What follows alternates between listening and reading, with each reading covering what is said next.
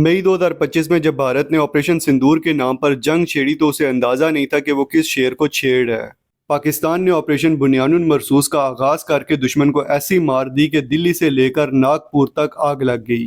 पाकिस्तान ने सिर्फ 72 घंटों में भारत के 6 लड़ाका तैयारे मार गिराए, जिनमें भारत के जदीद तरीन राफेल तैयारे भी शामिल हैं, जिन्हें भारत अपना गरूर समझता था। पाकिस्तान ने फतेह 1 और फतेह 2 मिसाइल दाग कर भारत के हसास अस्करी अहदाफ को निशाना बनाया। भारतीय S-400 डिफेंस सिस्टम की बैटरियां मुकम्मल तौर पर तबाह हुईं।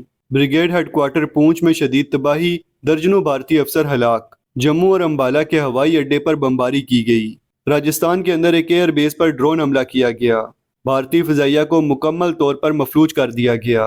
भारत का दिफाई नेटवर्क तबाह हुआ, फौज का मोराल जीरो और अवाम में खौफ व हरास फैल गया। इस सब के अलावा सिफारती महाज पर भी पाकिस्तान फातेह रहा। OIC ने भारत की जारियत की मजम्मत की। चीन, तुर्की, ईरान और अजरबैजान ने खुलकर पाकिस्तान की हिमायत की। दुनिया भर में खालिस्तान, कश्मीर, आसाम और नागालैंड की तहरीकें भड़क उठीं। भारत न सिर्फ जंगी महाज पर हारा बल्कि मुआशी, सिफारती और नजरियाती शिकस्त भी खा गया।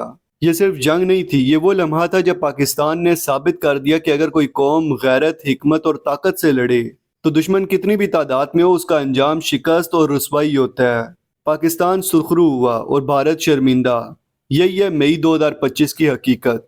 ईरान ने एक बार फिर भारत का मकरू चेहरा दुनिया के सामने बेनकाब कर दिया है। तेहरान में खुफिया ऑपरेशन के दौरान मुतअद्दिद भारतीय शहरियों को जासूसी करते हुए गिरफ्तार किया गया, और वो भी किसी आम मुल्क के लिए नहीं बल्कि इसराइल के लिए। ये वही भारत है जो पाकिस्तान पर दहशतगर्दी के इल्जामात लगाते नहीं थकता, लेकिन हकीकत यह है कि आज खुद भारत इसराइल का पालतू टट्टू बनकर मुस्लिम दुनिया के खिलाफ साजिशों में मसरूफ है। ईरानी हुकूमत ने न सिर्फ जासूस गिरफ्तार किए बल्कि फौरी तौर पर मुल्क में मौजूद तमाम भारतीय शहरियों को 48 घंटों में मुल्क छोड़ने का हुक्म दे दिया।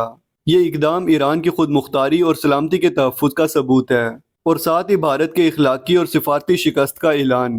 पाकिस्तान बरसों से कहता आया है कि भारत खित्ते में अदम इस्तेहकाम फैलाने वाला सबसे बड़ा किरदार है, और अब ईरान ने भी दुनिया को यह हकीकत बता दी है। मोदी सरकार जो खुद को आलमी ताकतों का दोस्त समझती थी, आज एक इसराइली एजेंट के तौर पर बेनकाब हो चुकी है। अब भारत की ना इज्जत बची है ना एतबार, क्योंकि दुनिया अब जाग चुकी है और भारत जैसे गद्दारों को अब हर जगह रुसवाई मिलेगी। पाकिस्तान के army chief general Asim Munir America के 5 रोज़ा दौरे पर हैं, जहां वो दिफा, सिक्योरिटी, पानी की तकसीम और सरमायाकारी जैसे बड़े मामलात पर बातचीत कर रहे हैं। लेकिन भारत, वो खुद अपनी सियासी जमातों में पाकिस्तान का नाम लेकर गुत्थम गुत्था है। बीजेपी ने कांग्रेस पर इल्ज़ाम लगाया है कि वो पाकिस्तान की तर्जुमानी कर रही है, क्योंकि कांग्रेस ने कहा था कि जनरल आसिम मुनीर को अमरीकी फौजी परेड में मदऊ किया गया है, जबकि व्हाइट हाउस की तरफ से परेड में किसी गैर मुल्की सरबराह को दावत नहीं दी गई। अब बीजेपी शोर मचा रही है और कांग्रेस वजाहतें दे रही है, और दुनिया भारत पर हंस रही है। ये वही भारत है जो पाकिस्तान पर दहशतगर्दी का इल्ज़ाम लगाता है, लेकिन खुद इसराइल के लिए जासूसी में पकड़ा जा चुका है, और अब सिफारती मैदान में भी पाकिस्तान के आगे बेबस दिखाई दे रहा है। पाकिस्तान सिफारती महाज पर आगे बढ़ रहा है, जबकि भारत सिर्फ शोर मचा रहा है। हाल ही में भारतीय यूट्यूबर और खुद को टीचर कहने वाला खान सर एक इंटरव्यू देता है, मगर उसकी ज़बान एक उस्ताद की नहीं बल्कि एक नफरत से भरे शिद्दत पसंद की थी।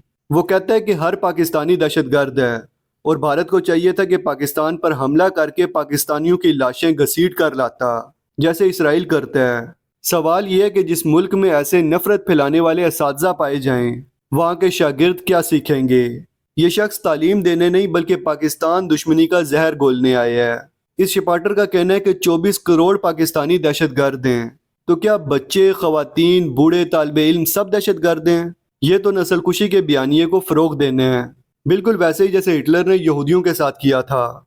और हकीकत यह है कि अक़वाम मुत्तहिदा, अमरीका और यूरोपीय यूनियन की रिपोर्ट्स के मुताबिक साल 2001 के बाद सबसे ज़्यादा दहशतगर्द तंजीमों और उनकी सरपरस्ती भारत में पाई गई है, चाहे वो RSS हो, बजरंग दल हो या फिर हिंदू महासभा।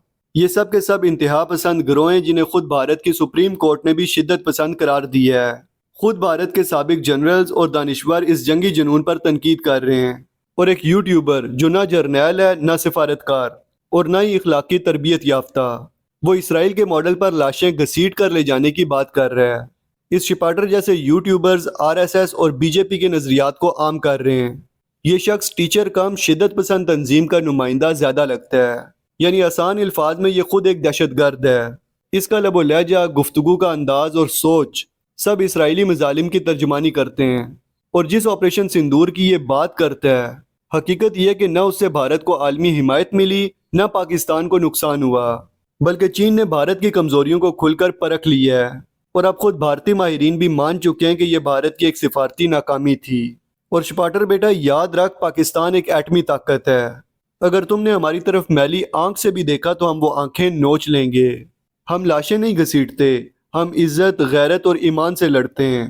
تو جتنی نفرت اگلے گا پاکستان اتنا ہی متحد اور مضبوط ہوگا، اور ایک دن تیری یہ نفرت ہی تجھے لے ڈوبے گی۔ بھارت نے ایک بار پھر کوشش کی کہ پاکستان کو FATF کی گرے لسٹ میں واپس ڈال دیا جائے، لیکن دنیا نے بھارت کی ایک نہ سنی اور پاکستان کے خلاف پراپوگنڈا ناکام ہو گیا۔ یہ FATF ایک عالمی ادارہ ہے جو منی لانڈرنگ اور دہشت گردوں کی مالی مدد کے خلاف کام کرتا ہے۔ سال 2018 میں پاکستان کو گرے لسٹ میں ڈال دیا گیا تھا، لیکن سال 2022 میں پاکستان نے تمام شرائط پوری کر کے خود کو اس لسٹ سے نکال لیا۔ اب بھارت نے تازہ FATF میٹنگ میں کوشش کی کہ پاکستان کو دوبارہ بدنام کرے، لیکن چین، ترکی اور جاپان نے پاکستان کا ساتھ دیا، اور FATF نے صرف رپورٹنگ جاری رکھنے کا فیصلہ کیا، نہ کہ دوبارہ گرے لسٹ میں ڈالنے کا۔ بھارت نے اسرائیل کے ساتھ مل کر پاکستان کے خلاف لابنگ کی، لیکن دنیا نے بھارت کی باتوں کو جھوٹا پروپیگنڈا سمجھ کر نظر انداز کر دیا۔ بھارت چاہتا تھا کہ پاکستان کو عالمی سطح پر بدنام کرے، مگر الٹا خود دنیا کے سامنے بے نقاب ہو گیا۔ اب دنیا نے مان لیا کہ پاکستان ترقی کی راہ پر گامزن ہے، اور بھارت صرف الزامات لگا رہا ہے۔ اس طرح یہاں بھی جیت پاکستان کی ہوئی۔